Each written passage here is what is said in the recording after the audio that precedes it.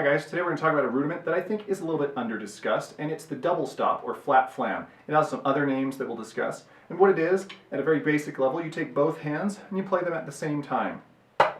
It is not a flam. It is similar to a flam, but you want both hands to actually hit simultaneously from the same height. This is called a flat flam because, of course, your hands are flat or parallel to each other, even in the air, rather than the actual flam, which uses a different stick height for each hand. So the flam is two separate notes. They're very close together, but they are distinct notes. A double stop or a flat flam is one note, played with both hands. In light of this, it's also called a both, and it's also sometimes called a popped flam because you do get more overtones out of the drum. I don't have a drum here because babies are sleeping in the house at this point, but it is called a both, a flat flam, a popped flam, or a double stop. The double stop is the most technically correct name for it in this century, but you'll hear it from those other names. And the reason you do it is because it has that popped quality. It has a different tone than playing a flam or a single hit with one hand. So it does have its purpose as a different texture. It's not as loud as a flam. It's not even as loud actually as a single hit because you're canceling some of the fundamental tone of the drum to get the more overtones to project, but it does have a place. It's a different sound. And so amongst the two-handed type of rudiments, the widest open, you have an open flam or a charged stroke, which is definitely two different hits and two different strokes. You have the flam, which is sort of the same stroke from different heights, but still differently two different hits. And then you have the double stop or flat flam, or both, and that is one hit, but you use two hands. It also has a bunch of names in other languages, which we'll get to in just a second. So as a snare drum rudiment, this double stop in America is pretty fresh. We've only had it for about 30, 35, 40 years. It's pretty new. Comes from, of course, the drum corps style of playing.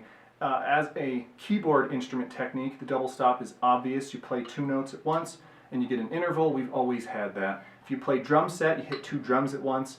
We've always had that. If you're playing multi-tenors, same thing. Two drums at once, double stop. But as a snare drum rudiment, we don't have a lot of reference to it until pretty recently in this country.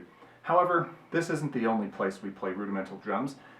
In Bavaria, in the 1780s, they definitely had a rudiment called a Rücker, where you do two of them at the same time, or in a row. And it's different than their flam, so we know it's not just a misinterpretation. So that's maybe the first instance of it. In the 1850s, Austrians had a Doppelschlag, which is the same idea, but just one of it. And of course it was right next to their charge stroke and their flam in all the books. So of course we know it's not just a misinterpretation of one of those other things. It's definitely a double stop. There's mention in the 1960s by John Galm of the University of Colorado that there was a Dubbele Slagen in Dutch playing, which again would be a double stop, like we know today. Now, I haven't ever seen a historical reference to it, but he cites a book that I've never been able to find that's Dutch, that doesn't have a date attached to it. So I don't know when they started doing that, or if the book that he's referencing was actually the start. It's a little murky, but they probably had one.